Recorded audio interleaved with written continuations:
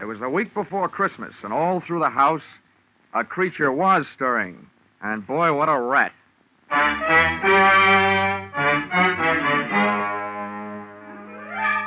This is another in the adventures of America's fabulous freelance insurance investigator, Johnny Dollar, starring Charles Russell. At insurance investigation, Johnny Dollar is only an expert. At making out his expense account, he's an absolute genius.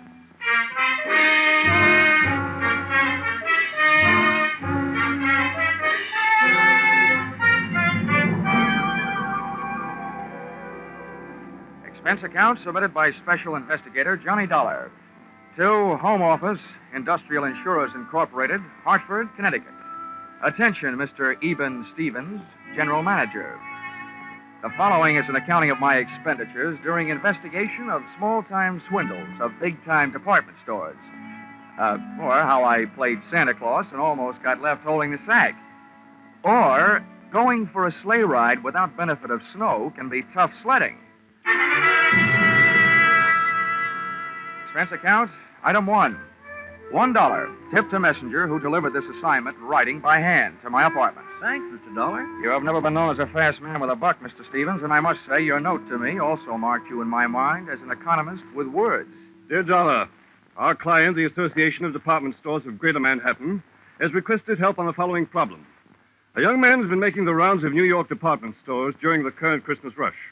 Using his equipment and official-looking sales book, he goes to a business department, makes a quick sale on some large item, writes it up in his furious sales book, takes the customer's cash, and disappears.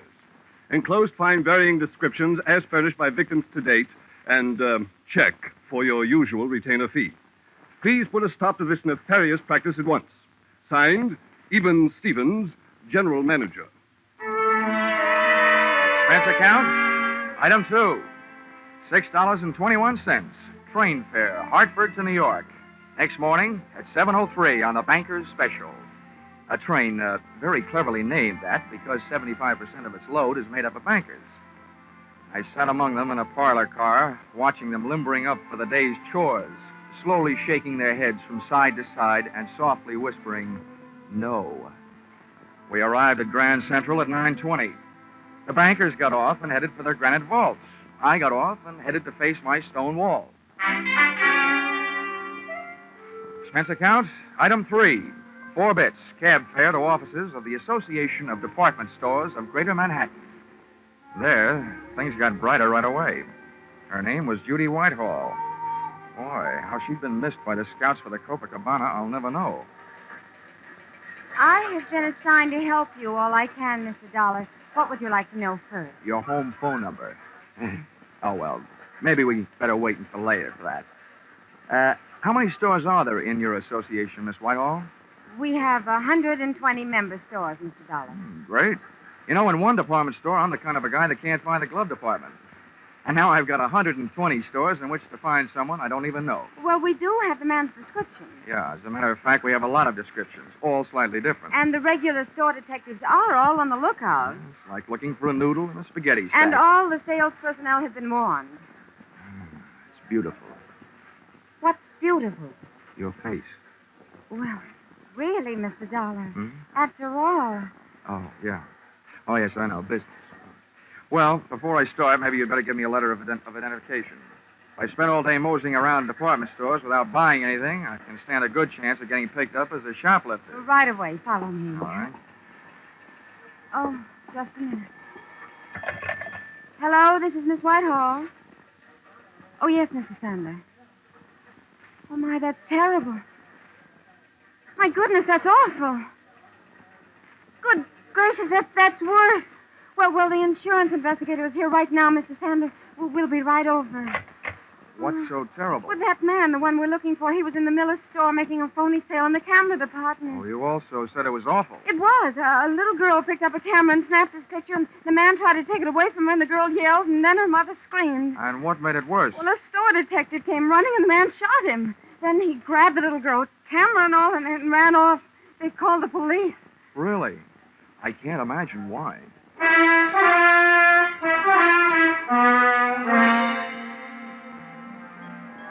The mob scene in the Miller store would have made the Notre Dame backfield holler uncle. Christmas neckties were selling like hotcakes. Only compared to most of the ties, a hotcake would look better on you.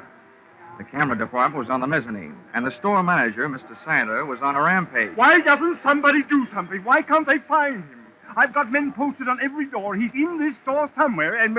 Oh, Miss Whitehall, it's about time. Who's this? Oh, this is Mr. Dollar, Mr. Sandler, from the insurance company. Well, I don't know what you can do, Dollar. I've already got 20 policemen running all over the store. It's absolutely ridiculous, preposterous, and fantastic. That's what it is. Also amazing.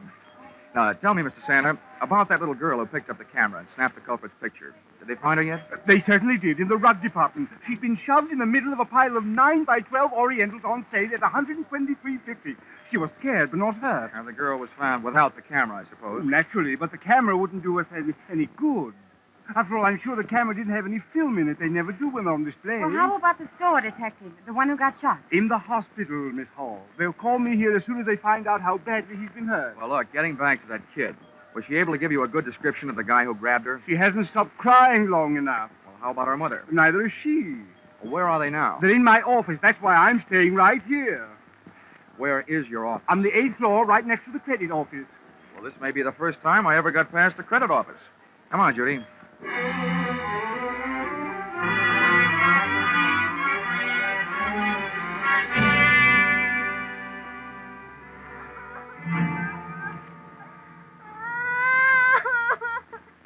Oh, Bobby, come on. Blow your nose. There. Now, be a brave little girl. I don't want to. He hit me. He tried to kill me. Oh. He took away my camera. Let me have another try, Mrs. Jenkins. All right, Mr. Dollar, if you think it'll do any good. All right. Oh, come on now, Bobby. All you have to do is tell us what that bad man looked like. We'll get him, and then we'll fix him. Come on now, huh? I don't want to. He'll kill me. I'm beginning to think he's got a point. Okay, Bobby. Okay. Just a minute now. Oh, Judy. Here. Yes, Johnny? Looks like as a child psychologist, I'm nothing. At this point, I feel like telling little Bobby to go out and play with some old razor blades. Got any suggestions? Well, it is almost Christmas. Yeah. And one thing little girls don't want to do at Christmas is get in wrong with Santa Claus. Ah, gotcha. Good gal. Where do we find Santa Claus? In the toy department on the 5th floor. Well, give me about 5 minutes to explain things to Santa, and then bring Bobby down. All right. Oh, Bobby. What? Do you know what happens to little girls who make Santa Claus mad at them? Yes. What happens? They don't get to look at television before they go to bed. I mean, at Christmas, what happens? They don't get any toys. All they get is old sweaters and underwear. Well, listen, Bobby. This guy Santa happens to be a good friend of mine. What do you think of that? Tell him I want an air rifle. You would. Okay. I'll even fix it so you can tell him yourself. How's that? Just fine. Ah, good girl. Hey, where'd you get that blood on your coat? You got a cut? No, sir. That's from that bad man. I bit him on the hand. Okay, Judy. Here I go. Oh, and on the way down, maybe you better stop by the dog supply department and buy little Bobby a muzzle. If the kid doesn't like his looks, old St. Nick may get nicked.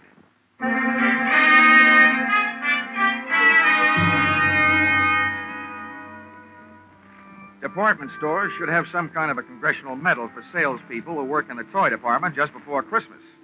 I took the elevator down to 5, and when that door slid open... Let him out, please. It was like stepping into Dante's Inferno, junior grade. First, I got on a house phone and called Sandler, who was still in the camera department. He'd had word from the hospital. The store detective had died without regaining consciousness. I was no longer trying to catch a cheap swindler. I was now out to swap blood with a dirty murderer. A line of fidgety kids led me to Santa Claus, sitting benignly on his throne. I had a short talk with him and a short wait for Judy and little Bobby.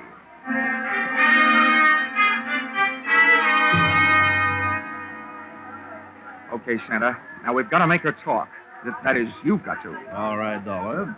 All right now, kiddies, you'll have to wait for a moment. We have a special little visitor coming to see me. Hello, Johnny. All set? Yeah, all set.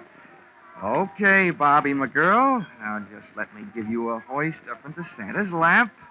He wants to ask you a few questions. I want an air rifle. Now, you be a good little girl and answer all Santa's nice questions, and you'll get it. But not where I'd like to give it to you. Now, up you go. Yes. Well, there we are, honey. Now, tell me, what do you want for Christmas? I want an air rifle. Well, we'll see what we can do about that. Tell me, have you been a good little girl? Yes, sir. Well, first we'll just have to look up your name in my little black book and make sure. Pretty good. All but one little thing. What'd I do? I didn't do nothing. Well, that's just it. You see, Bobby, I have a note here that today some people asked you what a certain man looked like and you wouldn't tell them. Is that right? I'm afraid. I don't want to tell. They can't make me. Well, Bobby, maybe you and I had better talk this over. If you won't do something for us, now how do you expect to happen?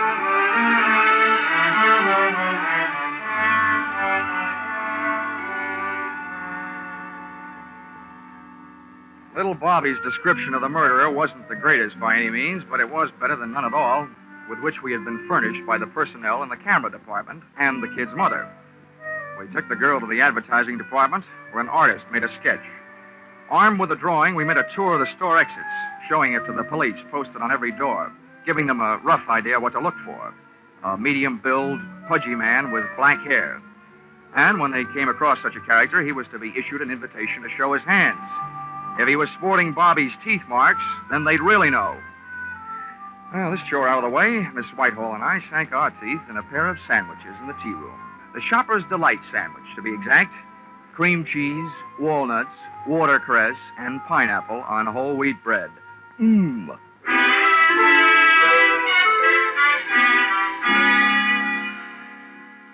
We found the store manager, Sandler, back in his office. He, too, was eating, but he was on a diet of straight fingernails. Oh, terrible, terrible, terrible. That's what it is. Now, don't worry, Mr. Sandler. He'll be caught. As a swindler, he might have gone on for years. But as a murderer, it won't be long, believe me. Oh, what to do? Well, I've got several ideas. And the first is to get out of your office and start at the top of the store and work my way down. They're already doing that, and not a sign of him. Well, I once found a mouse in a hayloft, so be not disencouraged. And a pretty little mouse she was. Oh, dear. Oh, please, try to relax, Mr. Sandler. Everybody's doing their best. Yes, I'm sure they are. It's just that Oh. Hello? Yes, it's Mr. Sandler. Oh, no. Where? How long has he been there? Hello? I'll be right down. What's the matter now? About an hour and a half ago, our store Santa Claus stepped out into the employees' restroom for a smoke. He was slugged from behind. When he came to, he was all tied up in a broom closet, and somebody has stolen his Santa Claus suit. They just found him. About an hour and a half ago. Judy, you know what that means? Oh, no. Oh, yes. 45 minutes ago, when little Bobby was giving Santa Claus the murderer's description, he was giving it to the murderer himself. Oh, good gracious. Instead of a kid's air rifle, it could have gotten us a revolver, size 38.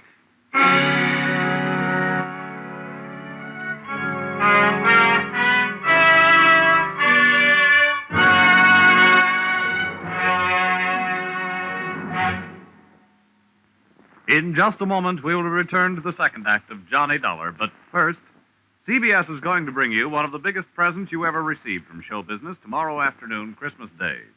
For a full hour on the entire CBS network, you're going to get all the comedy, all the laughs, and one of the greatest Broadway and Hollywood hits of recent years, The Man Who Came to Dinner. And The Man Who Came will be played by none other than Jack Benny, plus Charles Boyer, Gene Kelly, Dorothy McGuire, Gregory Peck, and Rosalind Russell, plus Henry Fonda and John Garfield as narrators. You'll hear them all on CBS's special holiday hour tomorrow afternoon. Jack Benny, playing the man who came to dinner and breaking a leg, had to stay on and on and on. Now with our star, Charles Russell, we return to the second act of yours truly, Johnny Dollar.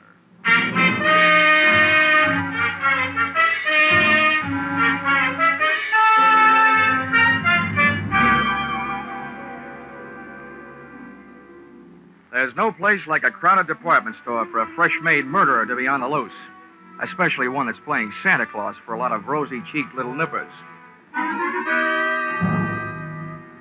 I headed back to the toy department, but when I got there, the cupboard was bare. Our lethal St. Nick had decided to give up his red flannel and white whisker hiding place.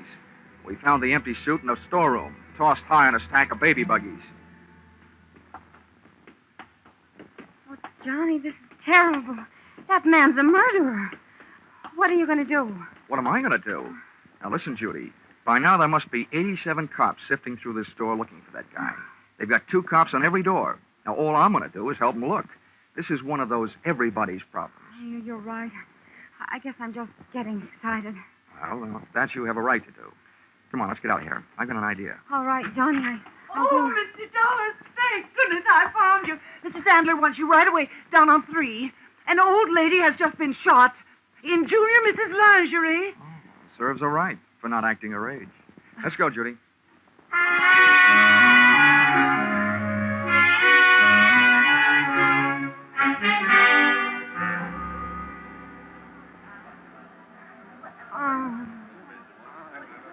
Right over here, Dollar. All right. Let him through, please. Let him...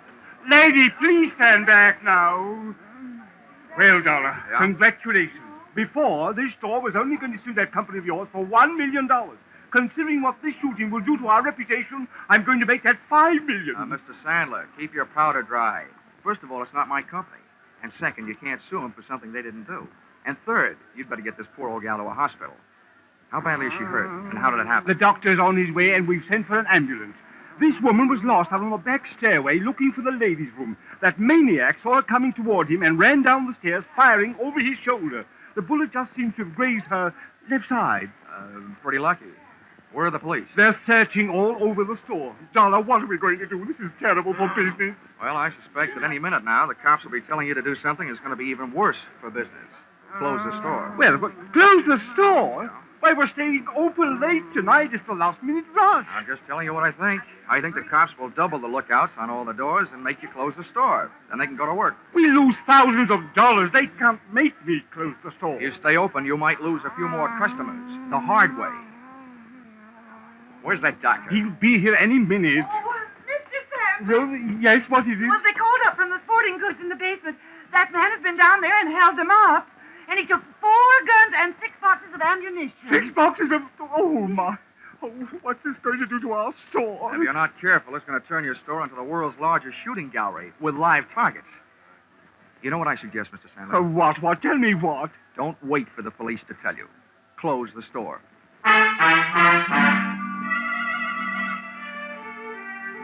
Sandler didn't like it, and neither did the customers, as they filed out of the store past the scrutiny of the police officers, still clutching their unfinished Christmas shopping lists. The process was slow, and while the customers were leaving, the clerks finished up their business, put the white shrouds over their counters, and they too filed out into the early night. The boys in blue, watching the doors, came up with several men answering the general description of our friend with a loose trigger finger, but none of them had little Bobby's teeth marks on his hands. That made it a 50-50 chance that Mr. Killer was still in the building.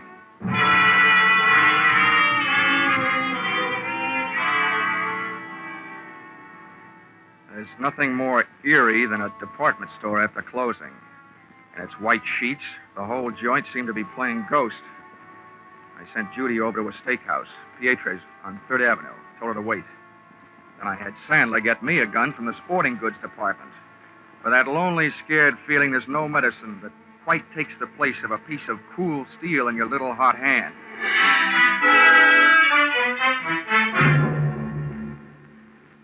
The sergeant, in charge of the police detail, posted men outside all exits.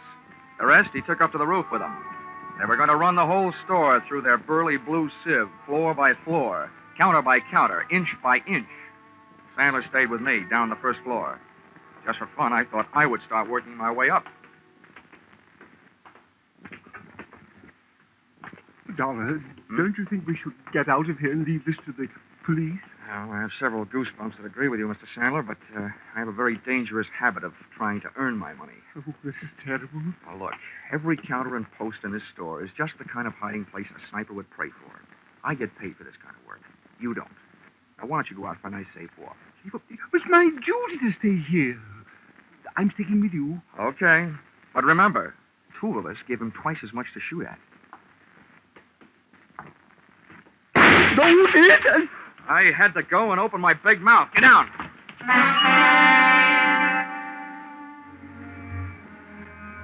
Getting down on that floor could have been committing suicide in itself.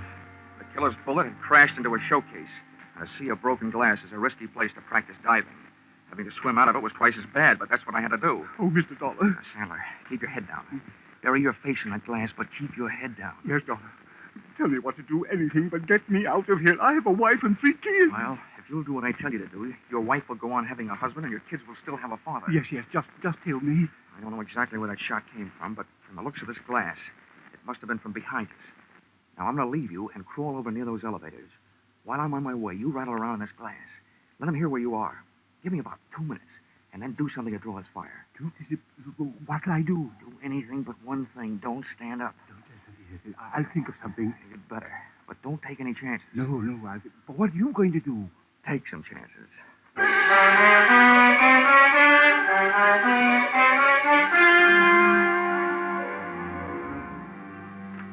Once I was on my way, Sandler went to work with a vengeance. I could hear him thrashing around in that glass like he was trying to corner the Band-Aid market. I made it over to the elevators, scooting flat along the floor till I hit a car with an open door and slithered inside. Behind the protection of the elevator's front wall, I stood up, peered over at the edge of the door, and waited for Sandler to make the move that would draw the murderer's fire. I must say Sandler was dead game. And the way he made his move, he also stood a good chance of becoming plain dead. First, he stopped wiggling around on his bed of glass, and then he just stood straight up. The shot missed, but my eyesight didn't. The killer was shooting from high up, behind a pole. He was standing up on a glass showcase, hoping for a better view. And it didn't take me long to decide to give him a better view of the inside of that glass showcase. I started deliberately shooting his foothold out from under him.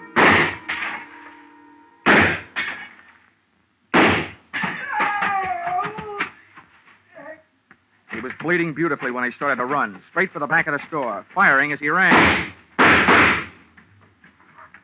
As one last souvenir, he threw his empty gun over his shoulder at me. People who live in glass houses shouldn't throw guns. I decided to join the track team and went on the chase. Back out of the main floor, through the employees' entrance, out to the dimly lit shipping department, and its loading dock filled with packages ready for shipment. I could hear him moving around among them. Okay, get your hands up and come out. I'm giving you a chance, but it's not going to last long. Get moving. I don't need your chance. I've got something better. Okay, so you want to play. I think I'll give you a couple of Yuletide presents early, and I'm sure nobody will mind if I open your head before Christmas.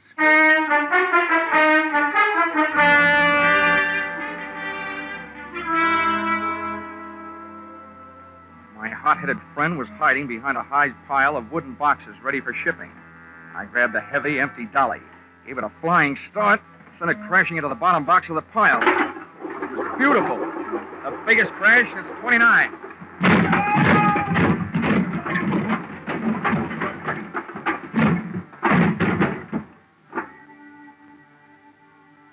It was a tough fight, but, Mom, I don't think I won. At best, it was a draw.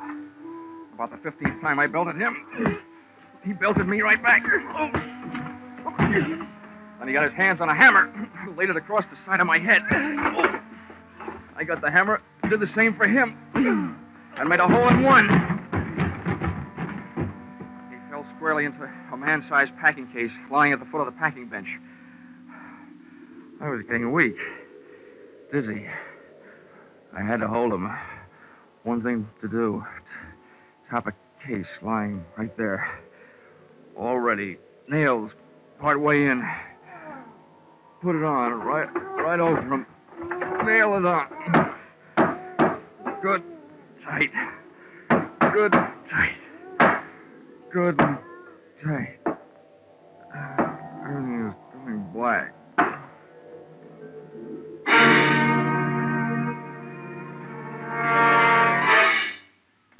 Then everything went white. Hey, corny as this may sound, where am I?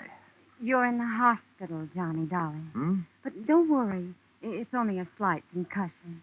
They brought you here last night. Oh, I suppose I have a hammer-shaped hole in my head. No, darling. It hardly shows. Oh, how could it? These bandages covering it up. Well, at least I got him. You what, dear? I got him. The killer. Oh, no, dear, you couldn't have. They're still looking for him. Oh, no. Oh, my gosh. What time is it? 11 in the morning. I gotta get out of here. Why? Johnny, please. Johnny, you're not supposed to get out.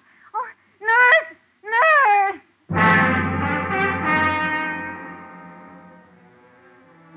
If they let him get away after all my trouble, somebody was going to need a doctor. Judy and I hit the department store in 12 minutes flat. 1 minute later, I was in the shipping department talking to the head man. Now, Mr. Dollar, just calm down. Everything's going to be all right. Now, exactly what is it you want to know? That big packing case, the one that was lying right here in front of the bench last night. Where is it? Oh, the great big one? Yes, the great big one. The one about 8 feet long and 3 feet wide? Yes, the one about 8 feet long and 3 feet wide. Well, there was something very peculiar about that case. You're telling me. Where is it? Well, this morning we came to work. The boys saw it all packed up, so they put it on the truck for upper New York State. Oh, no. Oh, indeed they did. But what was peculiar about it, even though they found it all ready to go, later on they found all the merchandise that was supposed to go in it lying around loose.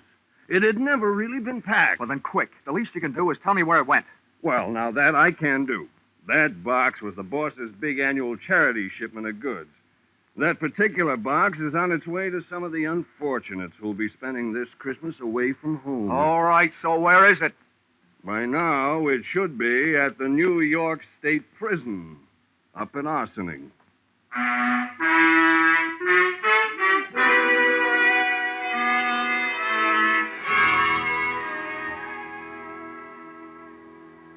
Expense account, item 5, $12.80. Dinner check at Pietro's, where I had asked Miss Judy Whitehall to wait for me the night before, and where I inadvertently stood her up. Although how a gal can stand up after eating $12.80 worth of food, more than I can figure out. Let's see. Expense account, item 6, $10. Medical supplies for those poor CBS sound men, Vern Surrey and Billy Gould, who had to break all that glass during the show. Expense account total, $511.50. You may think this amount is a little high, but isn't everybody at this time of the year? Signed, yours, truly, Johnny Dollar.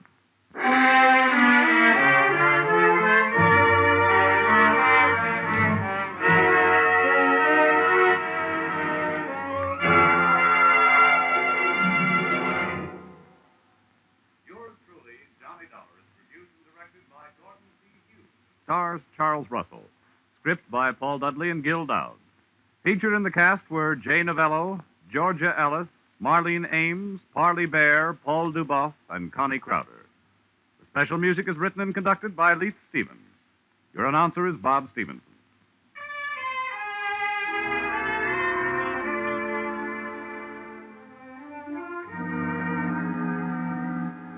Be sure to be with us at the same time next week when another unusual expense account is handed in by Yours truly, Johnny Dollar.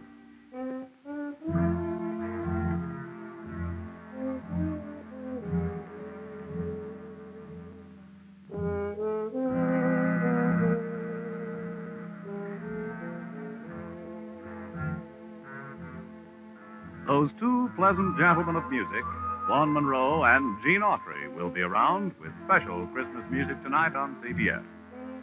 On his caravan, Vaughn will feature a medley of Christmas carols. And you'll hear the maestro and his band featuring Vaughn's new song success, The Jolly Old Man in the Bright Red Suit. Gene Autry will bring you Christmas music and the Christmas Eve story, Western style. Be sure to hear these two Saturday night CBS stars, Vaughn Monroe and Gene Autry, on most of these same CBS stations. Now stay tuned for Vaughn Monroe's Caravan, which follows on most of these same stations. This is CBS, where yours truly, Johnny Dollar, meets adventure every Saturday night. The Columbia Broadcasting System.